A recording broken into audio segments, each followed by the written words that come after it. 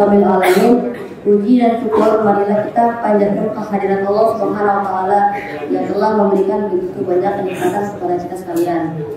Salawat serta salam semoga tercurah kepada Nabi Muhammad SAW, sahabat, keluarga, serta kita sekalian sebagai umatnya. Amin. Bapak-bapak, ibu-ibu jamaah sholat isya dan tarawih yang dimuliakan Allah. Sebelum kita mulai pelaksanaan ceramah dan sholat tarawih, ada beberapa pengumuman yang akan kami sampaikan mewakili pengurus Masjid Al-Amin. Pertama, kami sampaikan tentang penerimaan kotak amal sholat tarawih saldo awal hari kemarin sebesar Rp555.500. Penerimaan dari kotak amal sholat tarawih hari kemarin, hari Selasa, tanggal 12 Maret 2025 Masehi atau 13 Ramadan 1445 Hijriah, yaitu sebesar Rp811.500. Pengeluaran sebesar Rp575.000. Saldo per malam ini Rp792. Terima kasih kami ucapkan kepada para pemberi infak dan sedekah. Semoga amal ibadah Bapak Ibu sekalian mendapatkan pahala yang berlipat ganda dari Allah Subhanahu wa taala. Amin. Berikutnya kami sampaikan bahwa pada malam ini yang bertindak sebagai penceramah imam sholat tarawih adalah Ustadz Maftu Asmuni LCMA dari Yapip. Alhamdulillah beliau sudah ada di tengah-tengah kita. Marilah kita mulai rangkaian ibadah tarawih kita. Untuk itu kepada Ustadz berkenan kiranya untuk memulai ceramahnya. Demikianlah pengumuman yang dapat kami sampaikan. Terima kasih atas perhatiannya. Billahi taufiq wal hidayah. Wassalamualaikum warahmatullahi wabarakatuh. Bismillahirrahmanirrahim. Assalamualaikum warahmatullahi wabarakatuh. Alhamdulillahilladzi ja'ala ramadhana afdhalasy syuhur. Tuftahu fihi abwabul jannah wa tughlaqu fihi abwabun nar wa tughallu fihi maradatus syayatin. Amma ba'd, ayyuhal muslimun wa ya ayyatuhal muslimat hafizakumullah. Alhamdulillah hingga malam hari ini kita masih diberikan keistiqomahan oleh Allah Subhanahu wa taala, masih bisa melaksanakan salat qiyamul Ramadan. Semoga ini menjadi sebab kita masuk ke dalam surga dengan selamat. Kata Nabi afsus salam wa at'imut ta'am wa sallu bil laili wan nasu niyam tadkhulul jannata bisalam.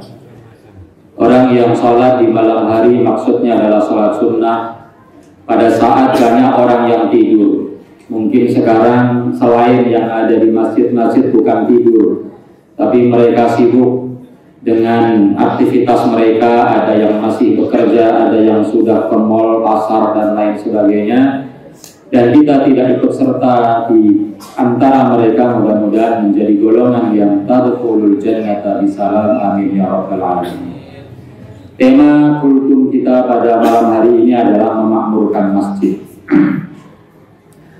Masjid adalah termasuk lafal yang disebut oleh Allah Subhanahu wa taala dalam ayat-ayat puasa. Ayat-ayat puasa dari 183 sampai 187 dari surah Al-Baqarah terdapat kata masjid. Selain juga ada beberapa hal yang lain yang disisipkan dalam ayat-ayat puasa yang menunjukkan hal itu adalah sangat penting. Allah katakan wa antum aakifuna fil masajid, sedangkan kalian sedang i'tikaf di masjid. Maka ayat ini menunjukkan bahwa hendaknya di bulan Ramadan ini kita bisa mengakhiri Ramadan kita dengan i'tikaf di masjid. Dan itu adalah salah satu cara kita untuk memakmurkan masjid. Oleh karenanya Ramadan dengan segala aktivitas kita di masjid ini mudah-mudahan bisa menjadi pelajaran bagi kita agar kita nanti di luar Ramadan pun tidak melupakan masjid. Kita ingin hati kita selalu ingat dengan masjid.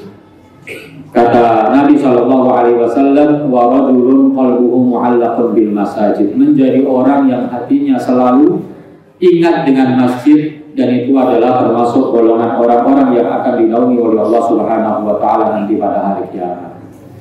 Mengapa kita perlu dan harus memperhatikan masjid. Karena aktivitas kita ke masjid menjadi salah satu tanda bahwa kita orang yang beriman. Kalau kita benar iman kita, maka salah satu aktivitas harian kita yang harus kita lakukan adalah kita melakukan aktivitas baik ibadah, sholat ataupun yang lainnya, yaitu di masjid. Karena Nabi Shallallahu Alaihi Wasallam mengatakan, "Idza ra'aitumur rajula yata'ahadul masjida fashhadu lahu bil iman." Kalau kalian menyaksikan ada seorang laki-laki yang terbiasa yata'ahad, terbiasa ke masjid, apakah itu mengerjakan sholat atau ikut kajian dan lain sebagainya, maka saksikanlah bahwa ia adalah orang yang beriman. Dan kesaksian ini menjadi penting saat nanti kita di akhirat perlu membuktikan bahwa kita adalah ahlus sholah, ahlus sholati wa ahlus sholahi, ahli sholat dan ahli orang yang melakukan kebaikan. Karena bisa jadi ada sebagian kita yang mungkin nanti akan masuk naudzubillah ke neraka, tetapi kemudian dipersaksikan oleh saudara-saudara kita bahwa kita adalah ahli sholati wa ahli sholahi, maka kita akan dikeluarkan oleh Allah Subhanahu wa Ta'ala dari neraka, insya Allah. Oleh karenanya kemudian Nabi setelah mengucapkan sabdanya, membacakan firman Allah Subhanahu wa Ta'ala, "Innama ya'muru masajidallahi man amana billahi wal yawmil akhir", ila akhir ayat. Sesungguhnya yang memakmurkan masjid-masjid Allah itu siapa? Orang yang beriman. Kalau bukan kita orang yang beriman yang memakmurkan masjid, terus siapa yang akan memakmurkan masjid? Bukankah masjid ini kita bangun untuk kita makmurkan, untuk kita aktifkan? Jangan sampai masjid yang kita bangun kemudian tidak ramai, tidak syiar, sepi dari jamaah, dan itu kita tidak inginkan. Kemudian masjid memiliki orientasi yang tidak jauh berbeda dengan puasa. Puasa dengan seluruh pernak-perniknya.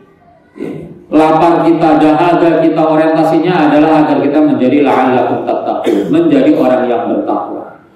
Ternyata bukan hanya puasa yang akan membentuk diri kita menjadi orang yang bertakwa. Masjid juga adalah sarana yang cukup efektif untuk membentuk diri kita menjadi orang yang bertakwa. Karena itu Allah Subhanahu wa Ta'ala berfirman, "La masjidul ussisa 'ala taqwa min awwali yawmin ahaqqu an taquma fihi."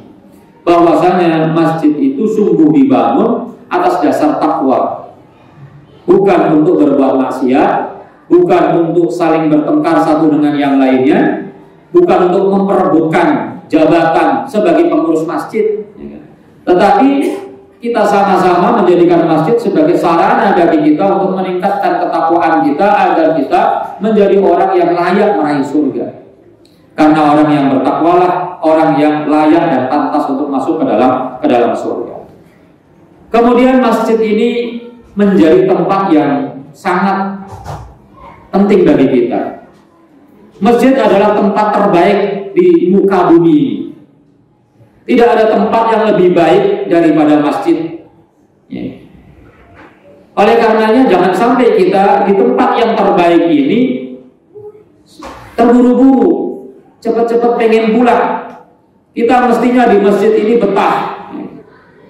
Semakin lama berlama-lama di masjid kita betah, apalagi masjidnya bersih, wangi, dingin, maka mestinya kita betah di masjid. Oleh karenanya Nabi Shallallahu Alaihi Wasallam bersabda, "Ahabbul biladi ilallahi masajiduha wa abghadu al biladi ilallahi aswaquha." Tempat yang paling dicintai oleh Allah Subhanahu wa Ta'ala itu adalah masjid. Dan tempat yang paling dibenci oleh Allah Subhanahu wa Ta'ala itu adalah pasar. Ini kan kadang-kala kita keliru, kalau ke mall saja berjam-jam.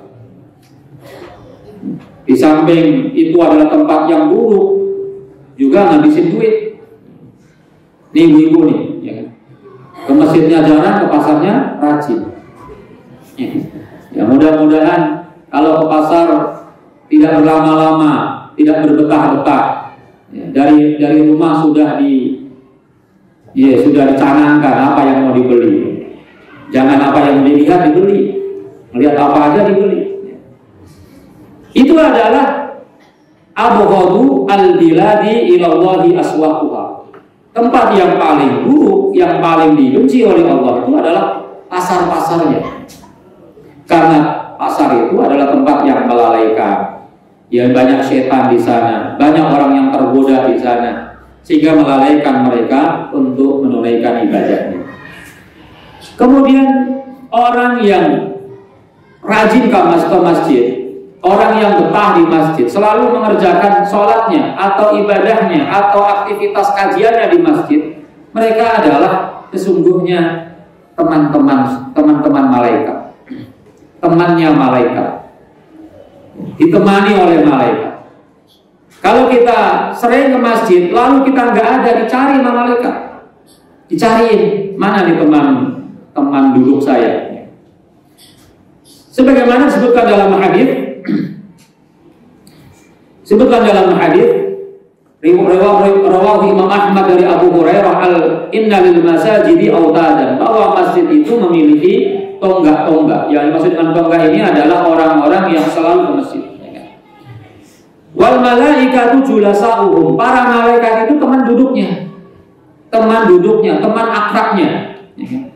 In ghabu, kalau mereka ghaib, gak hadir, gak datang ke masjid, maka yaftaqidunahum, malaikat itu akan mencari, mana nih teman saya kok gak datang? Biasanya datang.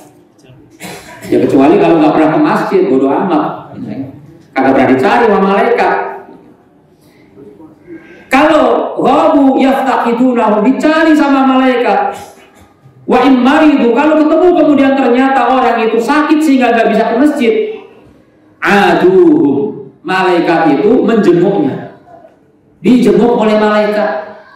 Jadi kapan lagi kita akan dijenguk oleh malaikat? Asal jangan malaikat Israel. Wa in kanu fi hajatin, kalau ternyata dia nggak datang ke masjid itu karena punya kebutuhan, utangnya banyak, nyari kerjaan susah, ya kan? Maka a'anuhum, malaikat bantu. Kalau nyari kerjaan, bantu dicarikan kerjaan. Kalau lagi kesulitan ekonomi, dibantu dicarikan ekonomi. Didoakan supaya bisa mendapatkan kemudahan dalam mencari ekonomi dan seterusnya. Maka sungguh sangat merugi kalau kemudian kita menyia-nyiakan masjid. Kita menyia-nyiakan malaikat yang setia akan menemani kita kalau kita selalu datang ke masjid.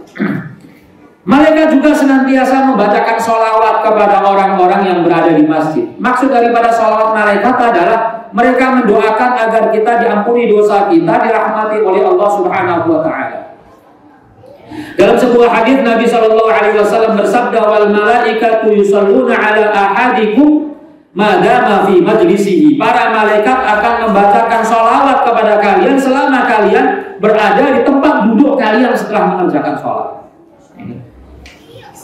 dengan mengatakan yaqulun Allahumma rahamhu, Allahumma firlahu, Allahumma tub alaihi. Ya Allah, rahmatilah dia, ampunilah dia, berikanlah taubat kepadanya, selama malam yu'di fihi malam yurdid, selama kita tidak menyakiti orang lain dan selama kita tidak batal. Kalau batal ke kamar mandi, wudu, balik lagi. Selama itu kita akan didoakan oleh malaikat. Didoakan saudara kita saja senangnya luar biasa, apalagi yang doain adalah malaikat. Mudah-mudahan nanti di luar Ramadan jamaah kita seramai ini. Karena biasanya nggak seramai ini, Pak ya. Pertanyaannya yang lain kemana? Yang berikutnya adalah melaksanakan aktivitas atau ibadah di masjid itu kita berpeluang untuk mendapatkan pahala yang besar, pahala haji dan umroh. Bisa dapat pahala haji, bisa dapat pahala umroh. Jadi kalau ditanya sama istrinya, Pak mau kemana? Umroh. Padahal masjid, haji, kamu nggak ngajak-ngajak ke masjid. Sebagaimana yang dikatakan oleh Rasulullah SAW, man kharaja min baitihi mutatahhiran, siapa yang keluar dari rumahnya dalam keadaan sudah bersuci. Jadi wudunya di rumah bukan di masjid. ila sholatin maktubatin, untuk mengerjakan sholat 5 waktu. Ila sholatin maktubatin fa ajruhu, maka pahalanya ka ajri al-haji al-muhrim, pahalanya seperti pahala orang yang haji dan ihram atau sedang ihram. Wa man kharaja ila tasbihid duha, siapa yang keluar untuk mengerjakan salat duha ke masjid, la yaqsiduhu illa iyyahu, dia tidak ada tujuan yang lain kecuali untuk sekedar salat duha ke masjid, fa ajruhu ka ajril mu'tamir, pahalanya seperti pahala umroh. Atau dalam hadis yang lainnya, man ghada ila al-masjid la yuridu illa an yata'allama khairan aw yu'allimahu, siapa yang pergi ke masjid tidak ada tujuan yang lain kecuali ingin belajar, ya tadi kajian, ingin mempelajari kebaikan atau mengajarkan kepada orang lain, muridnya, gurunya sama, maka kana lahu ka ajri hajjin tamma hajjatihi, maka dia akan mendapatkan pahala haji sempurna hajinya. Rawahu Tabrani wal Hakim. Yang terakhir adalah ketika kita datang ke masjid, kita harus tahu bahwa sesungguhnya Allah Subhanahu wa taala sangat-sangat bergembira, sangat-sangat senang dengan kehadiran kita ke masjid. Ya kan? Ya tentu kita tidak bisa melihat, tapi kita tahu itu dari Rasulullah sallallahu alaihi wasallam. Ya Rasulullah wa ma yantiqu 'anil hawa in huwa illa wahyu yuha. Ya, beliau pasti benar. Ya. Dalam sebuah hadis Nabi sallallahu alaihi wasallam bersabda, "Ma tutimu rijlu muslimin al-masajida." Tidaklah kaki seorang muslim itu menginjakkan ke masjid lis-salati, untuk salat, wa dzikri atau dzikir, illa tabasyallahu lahu, kecuali Allah akan ceria, ya. Kalau wajah itu ceria, sangat senang.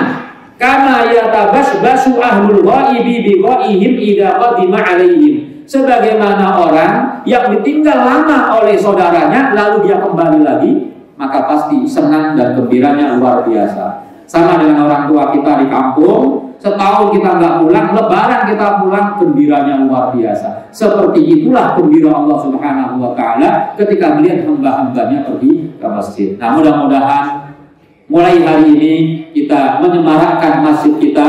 Jangan sampai kita hanya semangat ke masjid di 10 hari atau 20 hari yang pertama di bulan Ramadan saja, tapi juga selanjutnya kita terus bisa menyempatkan waktu kita ke masjid untuk mengerjakan ibadah kita. Assalamualaikum warahmatullahi wabarakatuh.